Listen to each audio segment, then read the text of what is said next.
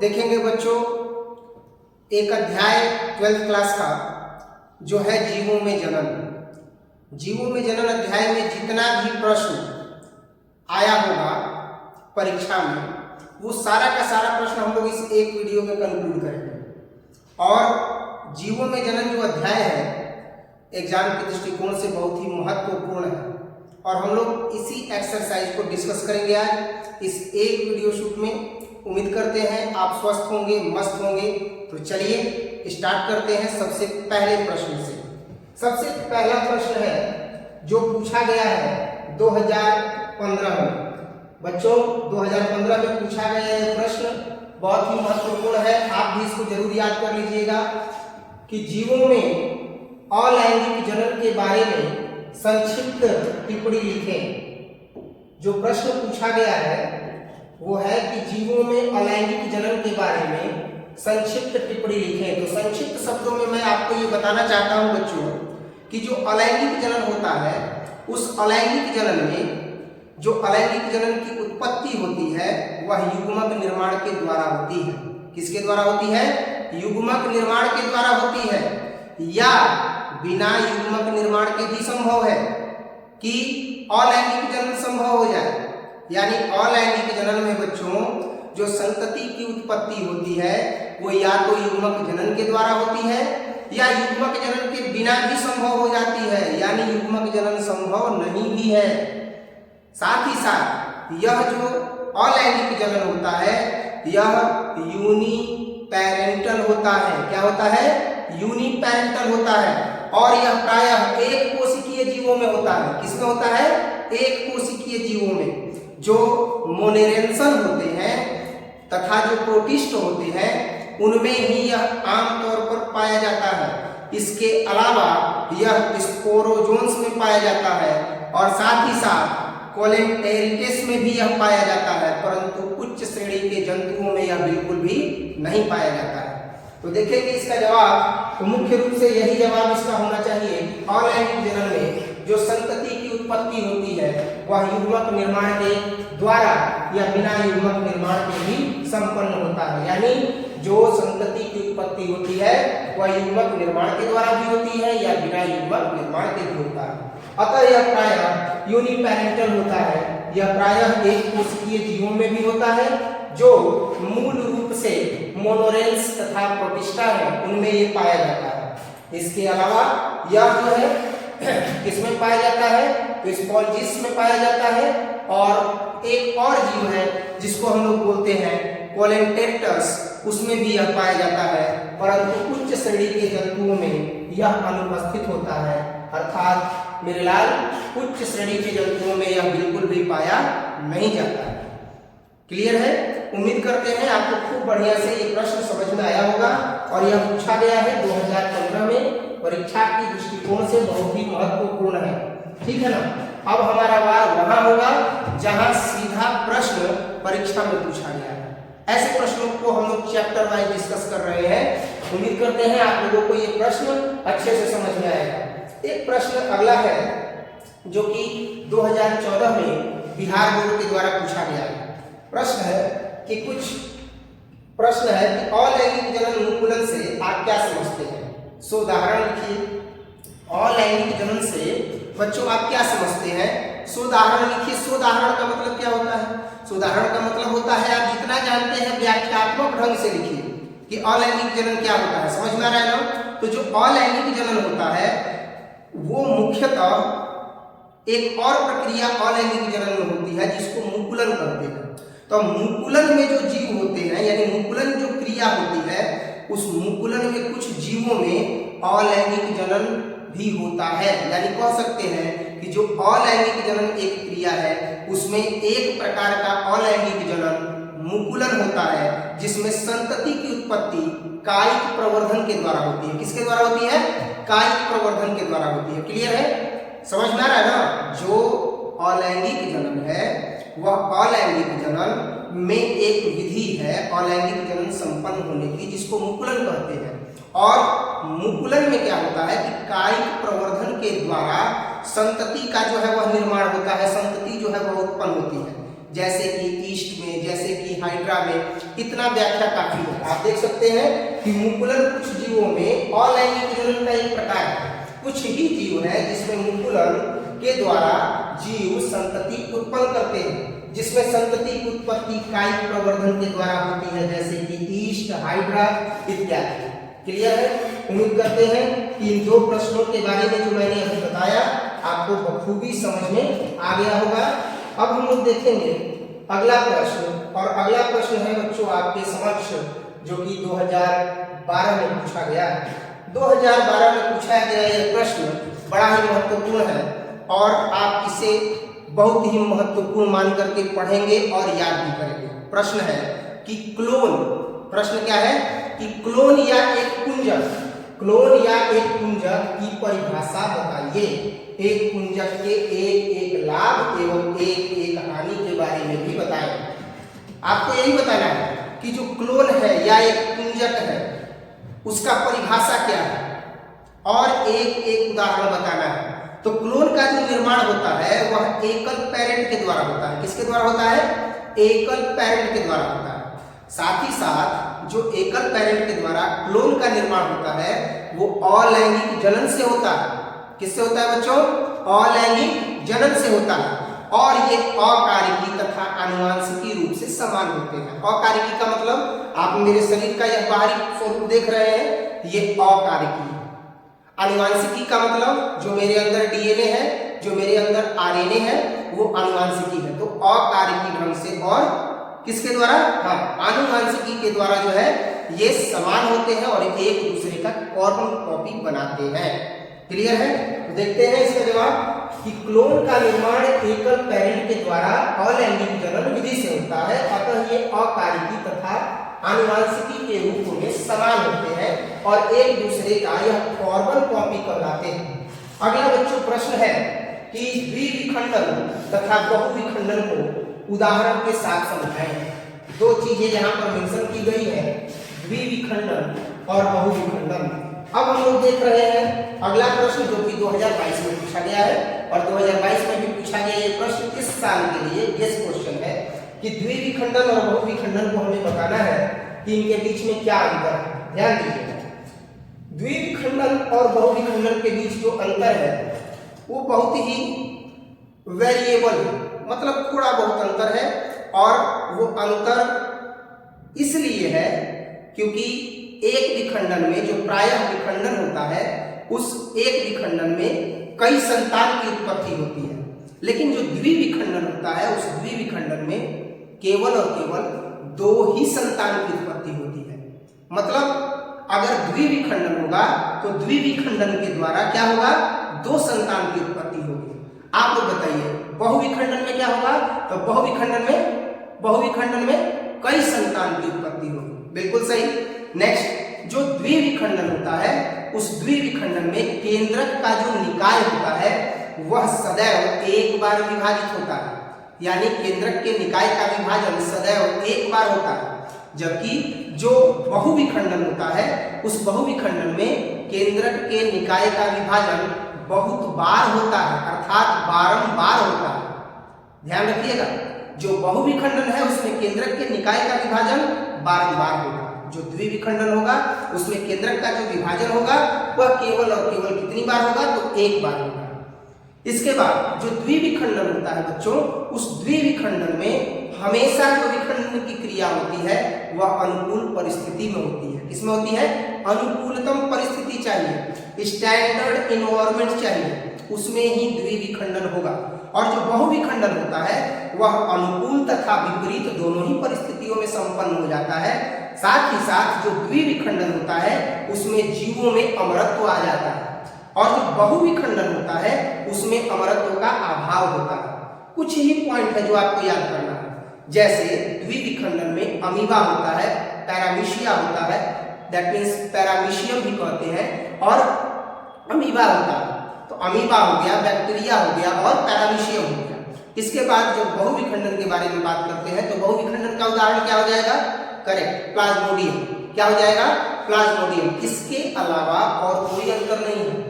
देखिए आप लोग पहले से याद कीजिए ना देखते हैं। तो द्विविखंडन और बहुविखंडन, तो द्विविखंडन में इसमें दो संतान की उत्पत्ति होती है, जैसा मैंने पहला मेंशन किया, और इससे जो है बहुविखंडन से जो है वो कई संतान की उत्पत्ति होती है। जो द्विविखंडन है इसमें केंद्रक निकाय का एक ही बार विभाजन होता है, और जो बहुविखंडन है उसमें केंद्रक निकाय का बारंबार विभाजन होता है। साथ ही साथ इसमें कोई भी अवशेषी या अवशोषी भाग नहीं होता, जबकि बहुविखंडन में कुछ न कुछ अवशोषी भाग बच जाता है। यह अनुकूल परिस्थितियों में ही होता है, जो द्विविखंडन है वह अनुकूल परिस्थितियों में होता है, और जो बहुविखंडन है वह अनुकूल और विपरीत दोनों ही परिस्थितियों में होता है। नेक्स्ट, जो जीव होते हैं उसमें अमरत्व आ जाता है। इसमें जो द्विविखंडन वाले जीव हैं उनमें अमरत्व आ जाता है, और जो बहुविखंडन वाले जीव हैं उनमें अमरत्व का अभाव रहता है। जो बहुविखंडन वाले जीव हैं जिनमें अमरत्व का अभाव रहता है उसका मुख्य रूप से उदाहरण प्लाज्मोडियम है, जैसा कि बच्चे ने बताया। ठीक है, अब जो है हम देखेंगे द्विविखंडन का उदाहरण। तो बैक्टीरिया है, साथ ही साथ पैरामीशियम है, और क्या है तो अमीबा, ये इसके उदाहरण है। अब हम लोग बच्चों देखेंगे इसके आगे अगला प्रश्न। अभी तक हमने डिस्कस किया मूल रूप से 3 या 4 प्रश्नों को, और इसका बड़े सुंदर ढंग से मैंने व्याख्या भी किया। अगर वीडियो आपको अच्छा लगे तो वीडियो को जरूर लाइक करें, और अगर कोई डाउट हो तो आप कमेंट सेक्शन में जरूर जो है वो कमेंट करें, ताकि उसको भी समझाया जा सके। हम लोग पहले चैप्टर का जो लघु उत्तरीय प्रश्न उत्तर है बिहार बोर्ड के द्वारा पूछा गया, उसके बारे में डिस्कस कर रहे हैं। इसी तरह के सीरीज, इसी तरह के श्रृंखला को लेकर के आएंगे आप सबके लिए, और वो श्रृंखला में हर एक चैप्टर का जो बोर्ड मॉडल प्रश्न होगा उस पर हम चर्चा करेंगे। ठीक है, अब अगला जो प्रश्न है बच्चों, अगला प्रश्न है कि अलैंगिक जनन और लैंगिक जनन के बीच जो अंतर है वो बताया जाए। बड़ा ही सुंदर टॉपिक है, और बिहार बोर्ड के द्वारा कई बार इस प्रश्न को पूछा गया है। तो मैं चाहूंगा कि मेरे जितने भी बच्चे ऑनलाइन पढ़ रहे हैं वे सभी बच्चे इस प्रश्न को जरूर तैयार कर लेंगे। ठीक है, अलैंगिक जनन और लैंगिक जनन में अंतर। तो अलैंगिक जनन और लैंगिक जनन के बारे में जब मैंने क्लास लिया था तो बताया था कि जो अलैंगिक जनन होता है उसमें एक पित्र होता है, और जो लैंगिक जनन होता है उसमें प्रायः द्विपित्र होते हैं। जो लैंगिक जनन होता है उसमें एक मेल और एक फीमेल होती है, तो ये द्विपित्र हो गया। और जो अलैंगिक जनन होता है वो प्रायः एक पित्र होता है। साथ ही साथ अलैंगिक जनन में युग्मक निर्माण नहीं होता है, लेकिन लैंगिक जनन में बबुआ युग्मक निर्माण हुई, मादा के अंडाणु आ नर के शुक्राणु दोनों मिली तब जाके युग्मक बनी, ये याद रखिएगा। तो अलैंगिक जनन में युग्मक का निर्माण होता है, लेकिन लैंगिक जनन में युग्मक का निर्माण होता है, लेकिन अलैंगिक जनन में युग्मक का निर्माण नहीं होता। क्लियर है ना? नेक्स्ट, जो अलैंगिक जनन है उसमें समान संतति उत्पन्न नहीं होता, समान संतति उत्पन्न होता है। थोड़ा सा हम गड़बड़ हो जा रहे हैं, थोड़ा सा इसको आप लोग विमर्श कीजिएगा। जो अलैंगिक जनन होता है उसमें समान संतति उत्पन्न होता है, लेकिन जो लैंगिक जनन होता है उसमें असमान प्रकार के संतति उत्पन्न होते हैं। और जो अलैंगिक जनन होता है वह प्रायः कुछ ही निम्न श्रेणी के जीव जंतुओं में पाया जाता है, जबकि लैंगिक जनन सभी प्रकार के पादप तथा जंतुओं में पाया जाता है। यही जो है वह 4 इसके अंतर है बच्चों। ध्यान दीजिएगा कि यह जो अलैंगिक जनन है और जो लैंगिक जनन है इसके बीच में निम्नलिखित अंतर है। तो क्या क्या अंतर है ध्यान दीजिए। पहला अंतर हम लोग मेंशन कर रहे हैं यहाँ पर मेरे लाल, कि अलैंगिक जनन में एक सबसे पहला चीज है कि यह एक पित्र होता है, जबकि लैंगिक जनन जो होता है वह द्विपित्र होता है। जो अलैंगिक जनन होता है बच्चा उसमें युग्मक निर्माण नहीं होता है, जबकि लैंगिक जनन में युग्मक निर्माण डेफिनेटली होता है। अलैंगिक जनन में समान संतति उत्पन्न होते हैं, जबकि लैंगिक जनन में असमान संतति उत्पन्न होते हैं। अलैंगिक जनन में कुछ ही निम्न श्रेणी के जीव जंतु आते हैं, जबकि लैंगिक जनन में लगभग सभी प्रकार के पादप आ जाते हैं और सभी प्रकार के जीव जंतु भी आ जाते हैं। उम्मीद करते हैं आपको ये भी प्रश्न बहुत अच्छे से समझ में आया होगा। और इसके बाद अब हम डिस्कस करेंगे अगला प्रश्न, और अगला प्रश्न है आपके सामने जो कि बिहार बोर्ड के द्वारा पूछा गया है 2020 में।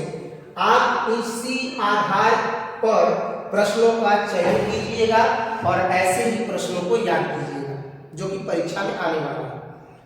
अब जो दिन बाकी है वो दिन बहुत ही प्रभावी है। एने ओने घूमब तो रिजल्ट अइला पर रोब, मन लगा के पढ़ब तो खूब सम्मान पाइब। ऐसे मन लगा के पढ़े की कोशिश करे के बाद तो जल परागण के बारे में उदाहरण से बताना है कि भाई जल परागण क्या होता है। इसके बारे में भी आप लोगों को बताया गया था कि जो जल परागण होता है किसके द्वारा होता है। तो भाई जल परागण का क्रिया जल में होगा, ये तो स्पष्ट है। जल परागण की क्रिया कहाँ संपन्न होगी?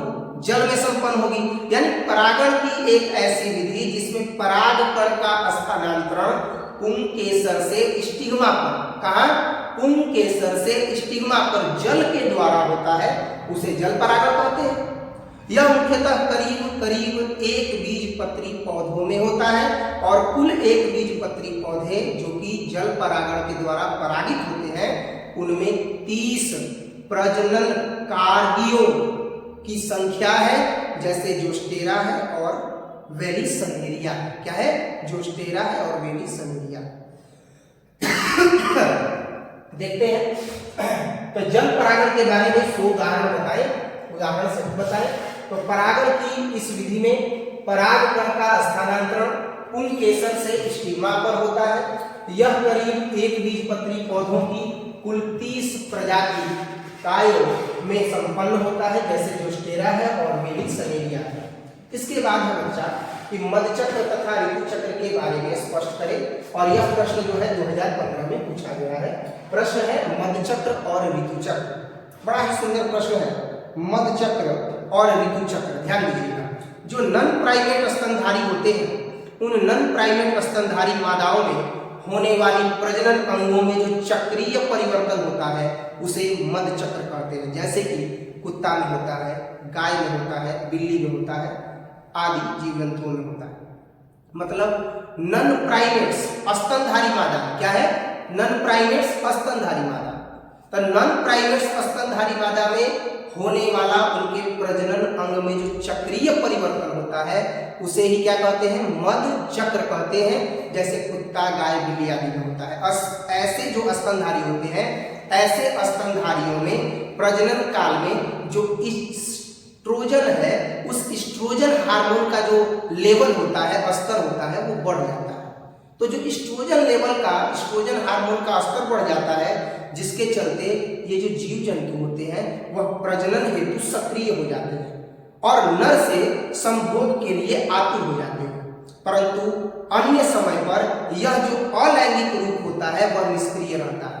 यानी मुख्य रूप से जो जीव जंतु होते हैं, एस्ट्रोजन हार्मोन मधचक्र के दौरान जब स्तर बढ़ाता है तो संभोग के लिए एकदम तत्पर हो जाते हैं, नर की तलाश करते हैं, नर से संभोग के लिए तलाश करते हैं। परंतु कुछ समय पहले तक जब एस्ट्रोजन हार्मोन बराबर नहीं था, अर्थात जब एस्ट्रोजन हार्मोन उच्च स्तर पर नहीं था, तब गाय को, तब बिल्ली को, तब कुत्ता को संभोग के लिए कोई मतलब नहीं है, अर्थात वो संभोग नहीं करेगा। क्लियर है? साथ ही साथ जब ऋतुस्राव की बात होती है तो ऋतुस्राव क्या होता है कि प्राइमेट मादाओं में होता है। मधचक्र किसमें होता है? नन प्राइमेट में। और जो ऋतुस्राव होता है वो किसमें होता है? तो जो ऋतुस्राव होता है वो होता है प्राइमेट मादाओं में, जैसे कि बंदर है, जैसे कि एप्स लंगूर है, जैसे कि चिंपैंजी बनमानुष है, उसमें होता है। साथ ही साथ यह मनुष्य में यौनावस्था से शुरू हो जाता है और 40 से 50 वर्ष की आयु तक रहता है। प्रत्येक चक्र के अंत में रक्त का स्राव होता है, जिसे क्या कहते हैं? तो ऋतुस्राव कहते हैं। क्लियर है? तो नन प्राइमेट्स स्तनधारी मादाओं में होने वाली प्रजनन अंगों में चक्रीय परिवर्तन को मधचक्र कहते हैं, जैसे कुत्ता, गाय, बिल्ली आदि। ऐसे स्तनधारियों में प्रजनन काल में एस्ट्रोजन हार्मोन का स्तर बढ़ जाता है, जिससे वे प्रजनन हेतु सक्रिय हो जाते हैं और नर से संभोग के लिए एकदम तत्पर हो जाते हैं। परंतु अन्य समय यह लैंगिक रूप से निष्क्रिय होते हैं। जबकि ऋतुस्राव का जो चक्र होता है वह प्राइमेट मादाओं में होता है, बंदर में होता है, एप में होता है, चिंपैंजी में होता है। यह मनुष्य में यौनावस्था से प्रारंभ हो जाता है। 40 से 50 वर्ष की अवस्था में ये जो है वह ऋतु चक्र चलता रहता है तथा प्रत्येक चक्र के अंत में जो है वह ऋतु स्राव के, प्रत्येक चक्र के अंत में जो है वह रक्त का स्राव होता है। तो यह ऋतु स्राव कहलाता है। और प्राइमेट में ऋतुस्राव होता है, जबकि नन प्राइमेट्स में क्या होता है? तो नॉन प्राइमेट्स में क्या होता है, तो मध्य चक्र होता है। इसके बाद बच्चों हम अगला प्रश्न देखेंगे। अगला प्रश्न आपके समक्ष उपस्थित कर रहे हैं, वीडियो छोड़ करके आप न जाए, और अगर आपको वीडियो समझ में आ रहा है जो यहाँ बताया जा रहा है तो आप वीडियो को जरूर लाइक करें ताकि मेरा पढ़ाया हुआ सफल हो। कितने लोग वीडियोस देख रहे हैं कमेंट करेंगे तो कम से कम पता चलेगा। और सबसे बड़ी गुरु दक्षिणा तो यही होगी ना कि आप अगर अपना प्यारा प्यारा कमेंट सेक्शन में छोड़े तो अच्छी बात है। देखते हैं अगला प्रश्न। अगला प्रश्न है कि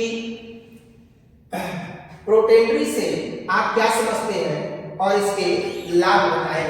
प्रोटेंड्री एक शब्द है, प्रोटेंड्री से आप क्या समझते हैं, इसके लाभ बताएं। तो बताया जाए प्रोटेंड्री से आप क्या समझते हैं। तो प्रोटेंड्री अवस्था में पहले से क्या कह रहे हैं, पहले से जो नर लैंगिक अंग होते हैं वह परिपक्व होते हैं। प्रोटेंड्री अवस्था एक ऐसी अवस्था है जिसमें जो नर लैंगिक अंग होते हैं वो परिपक्व होते हैं, मैच्योर होते हैं। किसी द्विलिंगी जीवों में ऐसा होता है, अर्थात किसी द्विलिंगी जीवों में जो प्रोटेंड्री अवस्था होती है उसमें नर लैंगिक जनन अंग पहले से परिपक्व होता है। अतः यह स्वनिषेचन करता है और पर निषेचन को बढ़ाता है, जैसे कि केचुआ। मतलब स्वनिषेचन करता है नहीं, स्वनिषेचन को यह रोक देता है। अतः यह स्वनिषेचन को रोक देता है और पर निषेचन को बढ़ाता है। तो इसे जो है वह पोटेंड्री अवस्था कहते हैं। माने एक तरह कहल जा सकता कि पोटेंड्री अवस्था केचुआ खातिर कहल जाता कि केचुआ में जो लैंगिक अंग होला ना वो पहले ही समय से पहले ही परिपक्व हो जाए।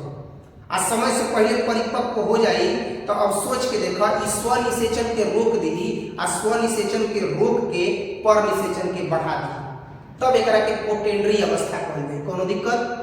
नेक्स्ट हम लोग देखेंगे बच्चों कलिका तथा पत्र कलिका को उपयुक्त उदाहरण सहित परिभाषित करें।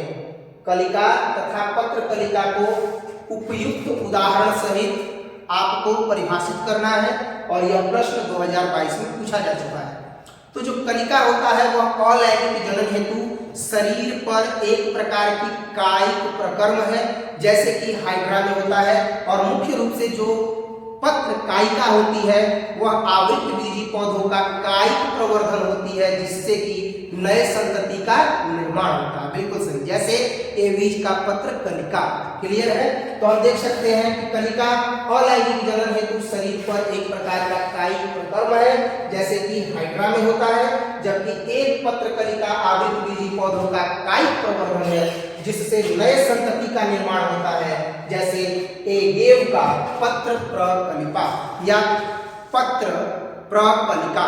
और इस तरीके से हमने एक्सरसाइज 1 से जितना भी प्रश्न लॉन्ग टाइप शॉर्ट टाइप में से शॉर्ट टाइप का जो जितना भी प्रश्न था वो सब हम लोगों ने इस एक वीडियो में डिस्कस कर लिया।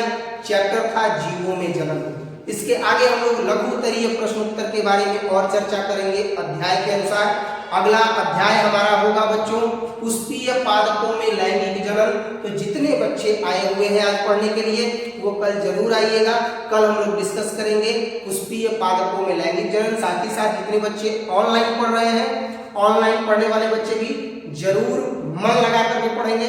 जितना प्रश्न बताया गया, जिस टाइप का प्रश्न बताया गया, इस टाइप के प्रश्नों को जरूर याद करेंगे और जो नोट्स में बोर्ड मॉडल करवाया गया है उसे भी जरूर याद करेंगे। मिलते हैं इसी तरह के और वीडियोज के साथ अगले क्लास में। Till then take care. जय हिंद।